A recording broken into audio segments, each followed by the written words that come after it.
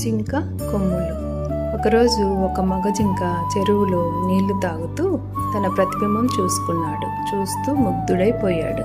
నా కొమ్ములు ఎంత అందంగా ఉన్నాయి, నా తలపై కిరీటంలా ఉన్నాయి అనుకుంటూ చాలాసేపు చూసుకున్నాడు. చివరికి కాళ్ళు కూడా ప్రతిబింబంలో కనిపించాయి.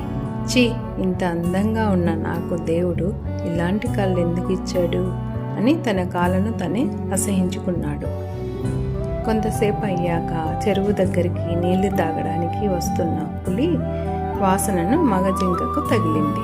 భయంతో పరిగెత్తుకుంటూ అక్కడి నుండి అడవిలోకి పారిపోయాడు.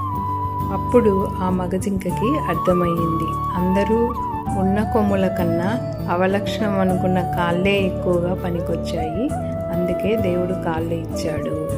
ఇందులో నీతి, మనం కూడా అందం కన్నా గుణం మెచ్చుకోవడం నేర్చుకోవాలి.